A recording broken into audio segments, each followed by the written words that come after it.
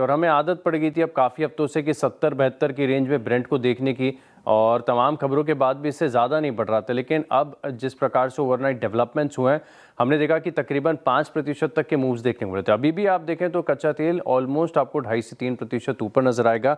76 का स्तर है अभी फिलहाल के लिए ब्रेंट ऑयल पर। तो जितने भी क्रूड सेंसिटिव स्टॉक्स हैं, सब पर आप फोकस रखिएगा। एक तो ऑयल मार्केटिंग कंपनीज, कल यहाँ पर खबर भी आई थी कि सऊदी अरामको की तरफ से डिस्काउंट दिया जा रहा है, तो उस पर भी खुलकर रिएक्शन यहाँ पर देखने को नहीं मिला। और स्ट्रेट ऑफ हॉर्मुज में अगर थोड़ा भी तनाव होता है तो ये जो गैस वाले स्टॉक्स हैं ना, इन पर भी आप फोकस रख के चल सकते हैं। पेट्रोनेट एलएनजी हो गया, गेल हो गया, और फिर इनडायरेक्ट इम्पैक्ट आपको सिटी गैस डिस्ट्रीब्यूशन पर देखने को मिलता है। ऑयल मार्केटिंग कंपनीज का मैंने जिक्र कर दिया, लेकिन वो कंपनीज भी खास नज़र पर रखिएगा जो कच्चे तेल को बतौर रॉ मटेरियल इस्तेमाल करती हैं, यानी पेंट कंपनीज हो गई, पिडलाइट हो गया, टायर कंपनीज हो गई, यहाँ पर आप नज़र रख के चल सकते हैं। अच्छा, कच्चे तेल में तो बड़ा सर्ज यहाँ पर देखने को मिल रहा है, लेकिन जब जब ये स्ट्रेस बढ़ता है ना, तब तब हम देखते हैं कि जो प्रेशियस मेटल्स हैं थोड़े से सुस्त पड़ जाते हैं। तो गोल्ड यहाँ पर आप नज़र रखिएगा, स्लाइट हालांकि ज़्यादा नहीं है, लेकिन थोड़ा सा गोल्ड ऊपरी तरफ से गिरा हुआ है। सिल्वर लगातार कमजोरी दिखा रहा है, तो हिंदुस्तान जिंक के साथ इसका तालमेल यहाँ पर देखने को मिला। और बाकी के जितने भी वेस्ट एशिया सेंसिटिव स्टॉक्स हैं, आज सबके रडार पर रहेंगे। ओके। डिमांड के लिहाज से तो बढ़िया देखने को मिला है। क्लियरिंग प्राइस भी आपको बताता हूं, लेकिन कल नॉन रिटेल के लिए खुला हुआ था, आज रिटेल को मौका मिलेगा यहाँ पर। और अगर आप बेस और ग्रीन शू जितना टोटल देखें तो तकरीबन 1.32 करोड़ शेयर्स ऑफर यहाँ पर सरकार ने किए थे, बेचे थे। इसके मुकाबले आप देखें तो 2.10 करोड़ शेयरों का यहाँ पर इंटरेस्ट मिला है, बिड्स रिसीव हुई हैं, यानी ऑलमोस्ट 1.6 टाइम्स पूरे इशू को, बेस इशू प्लस ग्रीन शू। अब बड़ी बात यह कि फ्लोर प्राइस था 1400 रुपये का, कल की क्लोजिंग आई है 1445 रुपये के आसपास की, लेकिन जो क्लियरिंग प्राइस है ना इस स्टॉक के लिए वो ज़्यादा इंपॉर्टेंट है। और 1415 रुपये के आसपास का, यानी करंट मार्केट प्राइस से नीचे का क्लियरिंग प्राइस निकल कर आया है।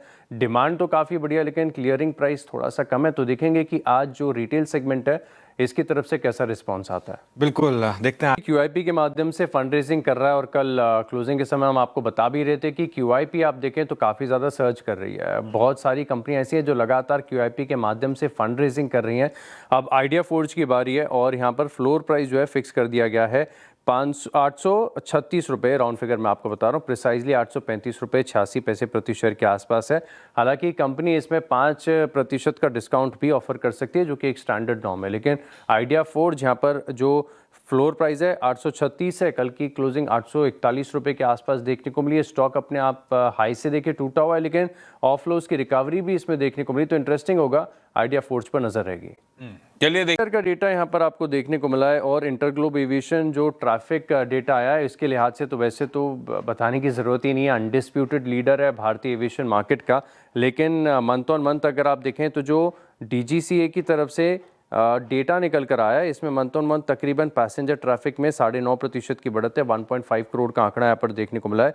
वहीं अगर आप इंटरग्लोब एविएशन ट्रैफिक के लिहाज से देखें तो यहाँ पर आपको बढ़त देखने को मिली है, और जो मार्केट शेयर है इसमें मार्जिनल सी थोड़ी सी बदलाव है। अगर आप देखें तो 64.9% के आसपास है, यानी क्लोज टू 65% स्टेबल है लंबे समय से। और ख़ास बात अगर आप देखें तो DGCA बता रहे कि जो पैसेंजर लोड ट्रैफिक डेटा है इसमें आपको इम्प्रूवमेंट देखने को मिला है। अप्रैल के मुकाबले जो कि 82.7% था, वो 86.4% देखने को मिला है।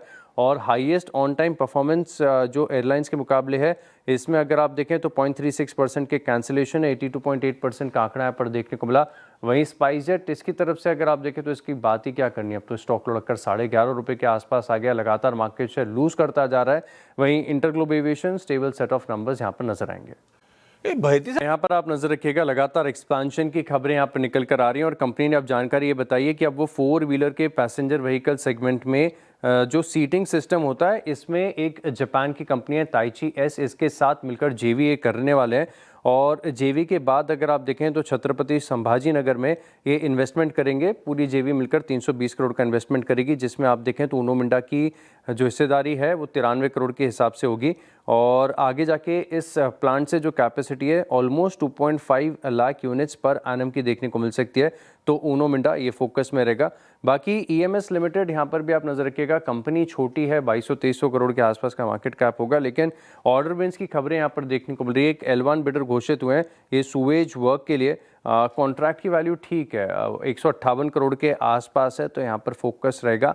साथ में आप देखें तो ऑर्किड फार्मा यहाँ पर भी नज़र रख के चल सकते हैं। स्टॉक में भी हमने देखा है कि खास एक्शन देखने को मिला।